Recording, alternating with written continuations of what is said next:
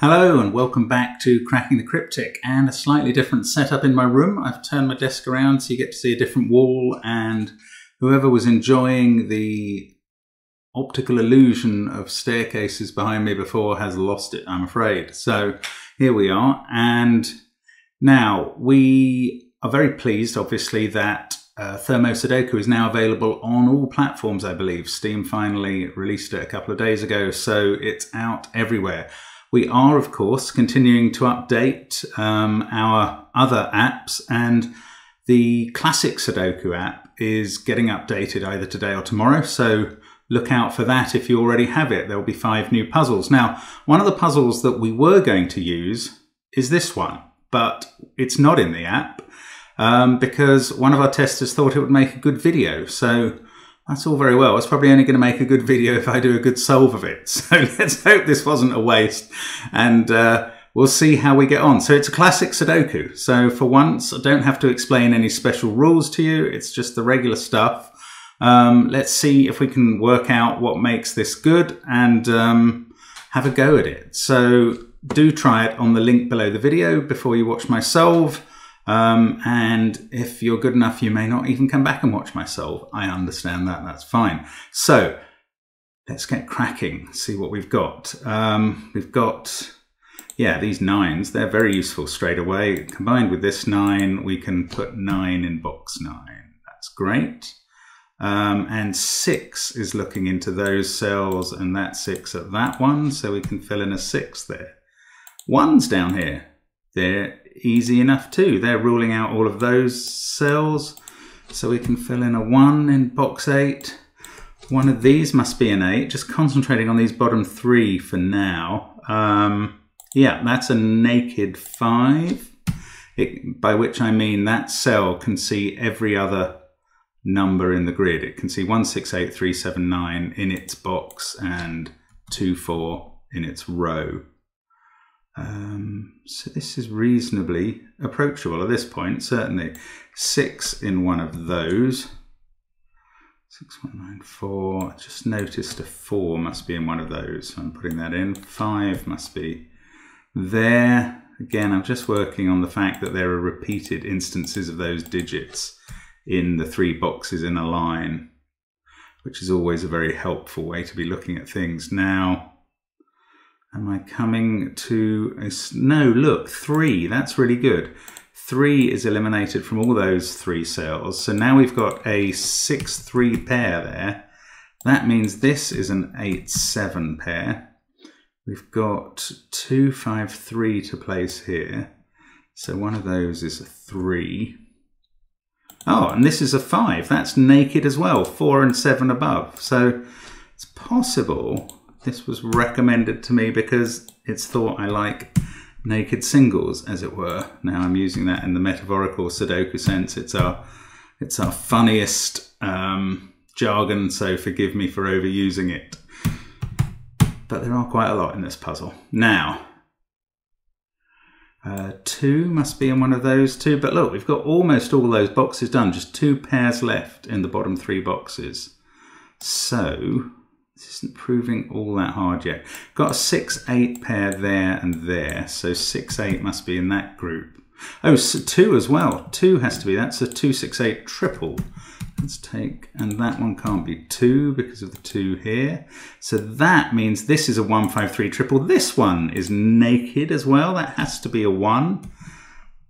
Again, because it can see 9-8-6-2 in its box, 3-5 in its row, 7-4 in its column. We don't need row, column and box logic, we just need cell logic for that one. That puts a 4 here, going back to the normal row logic. 7 here because there's a 7 down there, and a 3-5 pair left in that box. Now let's look along here. No, nothing very obvious on row 3. Quite a lot of restrictions up at the top though. Oh, well, we've got a 5-3-4 pair there. Triple. And then, oh, we can fill in 1 and 7 here. They're just done. That 1, that's giving us this 1. 7, no, we're not given that, but it's in one of those 2. 43651. Oh, 7. Yeah, 7 in this column actually. There's only one spot for it. So I didn't need to fill in those 2 possible 7s. It had to be here because of the column. Now that's fixed the 2 in the column. And we're left with an 8-9 pair, I guess, there. Now, what else can we find? 7 in one of those. It's getting a little stickier now, and maybe we're coming to the point of it. 3 must be up in one of those because of this 3 and this 3. 2, 1.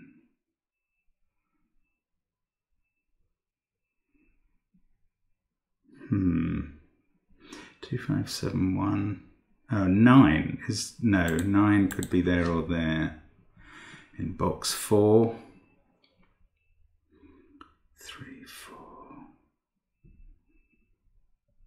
Okay, this is getting crunchier now. Let's see what else we can do to get going again. 3, 5. Oh, look, are these 2? No, I thought they were going to be a 7-6 pair, but this top one could still be 5, so that wasn't the trick here. 5, 3, 2, 4, 1. This one is either 6 or 7 though. I'm going to put that in because sometimes it makes, even though we find this Schneider notation in the corners to be very helpful in making progress early on, sometimes when you have a sticky point to unravel, it helps to put candidates in, especially where you have a very low number of candidate possibilities. So, 1, 2, 3, 5. Well, this can be 8, 7, 6. Well, that could be all of the large numbers. That's not so helpful. Ah, look, that's a 9-8 pair because of this 9-8 and that 9-8. They're ruling out all of those cells in box 2, which didn't have all that much filled in. Oh, yes, okay. Ha ha ha! This is nice. Now, look at those 8-9 pairs that we've established in this box, this row, and this column. Now, the great thing about these is that there are 4 cells highlighted. So, if this one's 9, this is 8, this is 9, this is 8. So this would be 9 and this would be 8. Obviously, the other way around, this would be 8 and this would be 9. The point is, they're different. Why is that interesting? Because they're both looking at this cell. So if this can't be 8 or 9, remember those two are different, and it can't be 42715 in its column, it's got to be 3 or 6, and look at the cell right below it. That's suddenly a 3-6 pair. We've only got 8 and 9 to place in column 6, and we can do that because of this 9 here. Oh, that's a lovely unwind. Now I can immediately unwind all those 8 9s that gave us this. That's a beautiful path, and I mean that's why, I'm sure that's why this puzzle's been recommended, because that's a really nice, I don't know, some people I suppose might call that a form of bifurcation. I really don't think it is, because you're just looking at 4 pairs that are all the same, and once you know there are 4, if there were 3, like if that, and that were a group, these two would be the same, but because there are 4, they're different, and they're both looking at the same place. I think that's very pretty, and I like it. So anyway, that gets us 5, 9, 2, 4, 1. Yeah, this is now a 1. I mean, so many cells have been ruled out now that I think we're probably just going to be able to finish straight away, I would have thought. Can't actually do that 3-6 disambiguation yet. 9 is in one of those two. 9 in this box has been resolved. That's there, so didn't need to put it there. It's going straight in there. Oops. Oh, can't hit the right buttons now, sorry. Now, 8, 7, 2, 5, 9, 1. Ooh, okay. Sorry, I did think this was going to be straightforward. Maybe it's not. That would be a nice little sting in the tail. Got no objection to that. 7's in one of those. 5 now. 5 there and 5 there means 5 must be up here. And that is very helpful because we can rule out 5. We've got a 3-4 pair. We can put 5 in there. Oh, this 6, sorry, that 6 has been ruled out a while ago. That was what was obvious about it. If I use obvious in the sense that means I didn't spot it. 6, 3. We get a 7 or 8 there. We can settle that 4-3 pair. Put a 6 in here. We've got 3 and no, we've got 5 and 4. Thank goodness, though I'd broken it in the row. 6 to finish the column. That's now a 7, and this is 5. 7 there, 8 there.